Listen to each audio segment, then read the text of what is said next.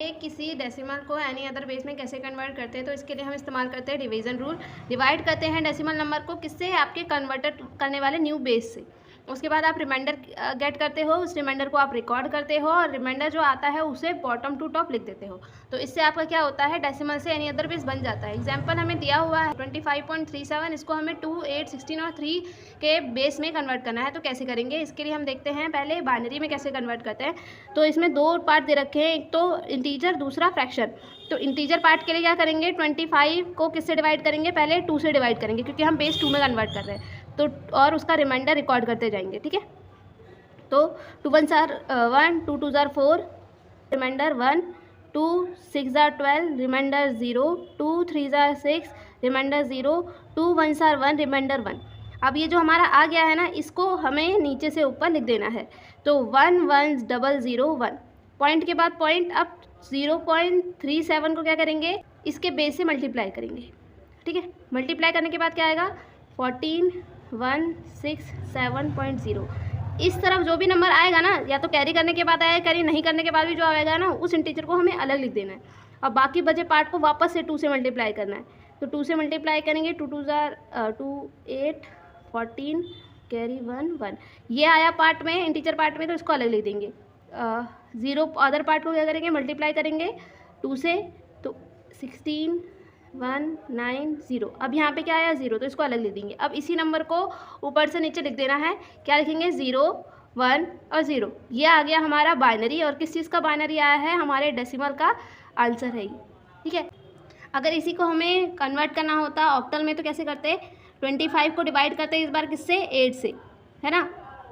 8 3s are 24 और reminder कितना बचा हमारे पास, 1। अब ये डिवाइड नहीं हो सकता फर्दर, ये फुल्ली डिवाइड हो चुका है। तो अब नीचे से ऊपर इसे लिख देते, तो आंसर क्या आता, 31। और इसके बाद क्या है, पॉइंट। अब रहा फ्रैक्शन वाली पार्ट की बात, तो क्या करते हैं, 8 के बेस से इसको मल्टीप्लाई करते। तो 8 7s are 56,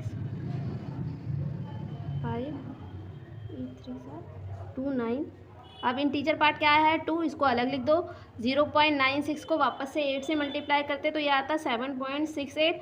अब जो इंटीजर पार्ट आया है उसको अलग लिख दो।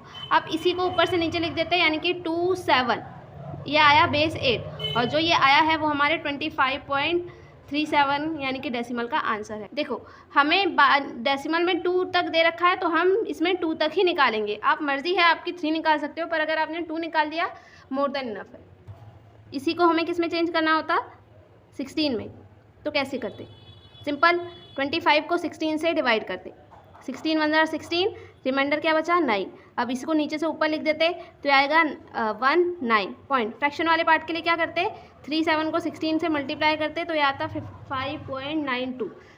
5 को अलग, 9 2 को क्या करते, वापस से 16 से मल्टीप्लाई करते, तो ये आता 14.72। इस 14 को अलग से लिख देते। अब इसी को उठाकर हम यहाँ लिख देते ना ऊपर से नीचे, तो हमारा आंसर आ जाएगा।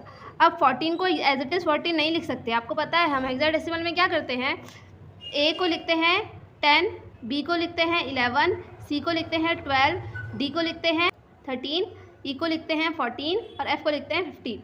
तो हमारा आया 14 के लिए क्या लिखेंगे, ई, ठीक है। तो ये हमारा हो गया हेक्साडेसिमल। अगर हमें इसी को टर्शरी में चेंज करना होता तो क्या करते, आप क्या करते, 25 को 3 से डिवाइड करते। 3 8s are 24, reminder 1, 3 2s are 6, reminder 2।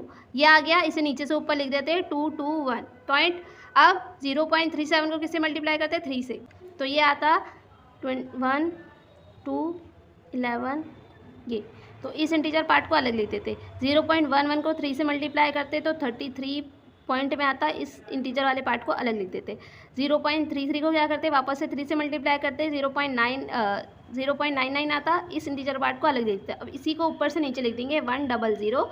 तो ये हमारा टर्शरी हो जाता, और ये किसका आंसर होता है, 25.37, जो कि हमारा बेस 10